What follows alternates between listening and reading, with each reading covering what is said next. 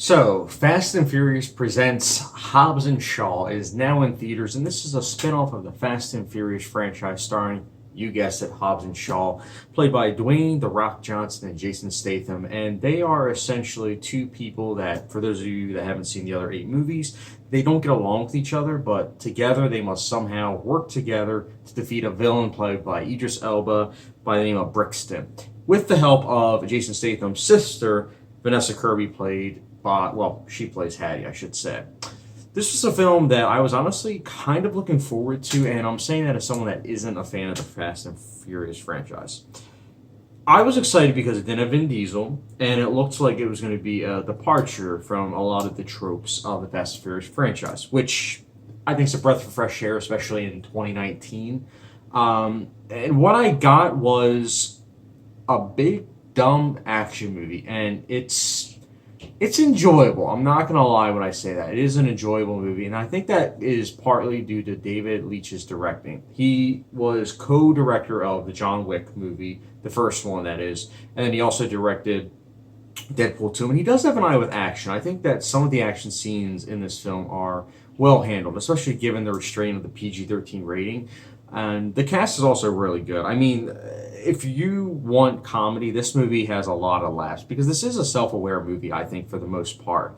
I'll get into that later on in the negatives, but I think for the most part, the comedy does work. And Hobbs and Shaw together, the chemistry of Dwayne Johnson and Jason Statham is out of this world great. I mean, every time that they banter back and forth, it's great, especially when they're just like talking about size and everything, and just like masculinity and everything.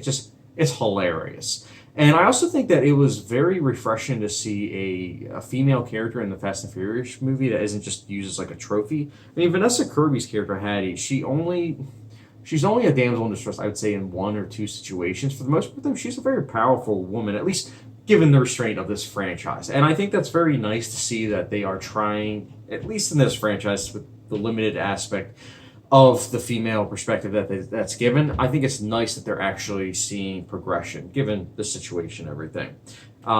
Idris Elba is also a really good villain. I think he's so over the top, and the lines that he is given, I mean, he makes it his own. Like, the dialogue is so bad that he's given, but he makes it his own. It's so funny. Like the one line where he's like, "I'm Black Superman." Like the way he says it, it is outrageously funny. I dug it a lot. I also really liked how in the final act, I think is really, really flawed.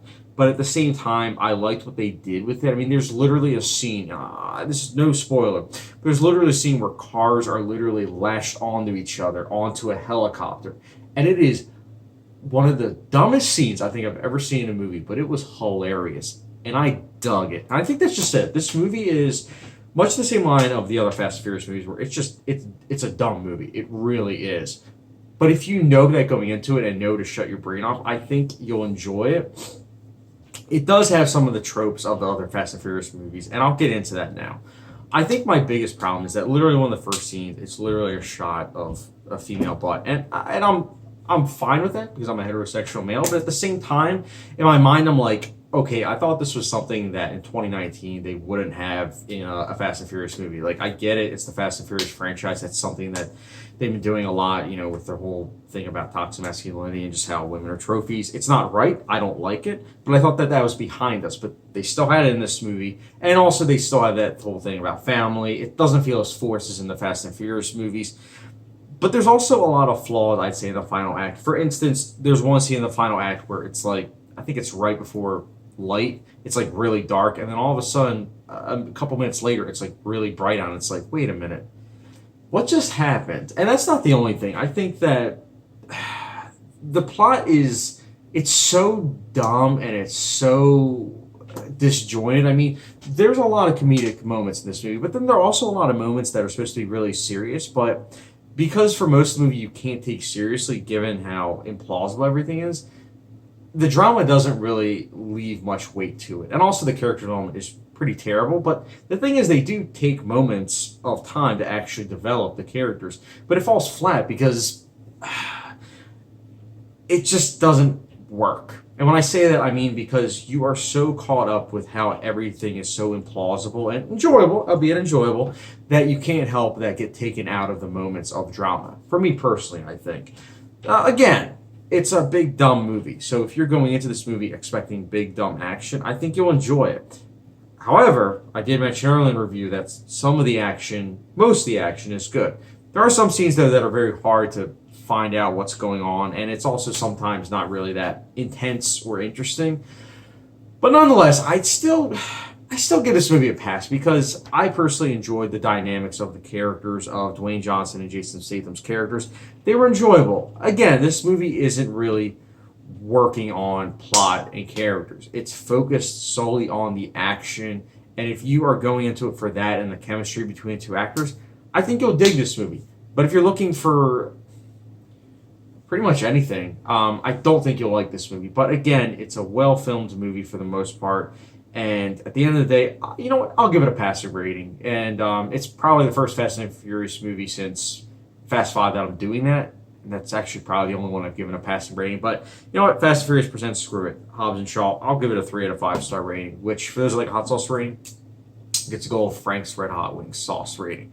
You know, it's a basic rating, basic movie. I honestly won't remember this movie in a couple of days from now, other than the scene where literally cars are attached to each other onto a helicopter. Like that's going to be memorable. That's going to be a scene I'll remember for a while. But other than that, it's the movie of the week, and I take that for what you will. So, guys, that's my thoughts on the newest Fast and Furious movie, Fast and Furious Presents Hobbs and Shaw. What did you guys think of it? I personally also gave it a little extra half a star simply because it didn't have Vin Diesel. Thank God. But, guys, what did you think of the Fast and Furious Presents Hobbs and Shaw? Let me know your thoughts in the comment section down below. And as always, don't forget the subscription, notification bell, and I'll catch you guys later.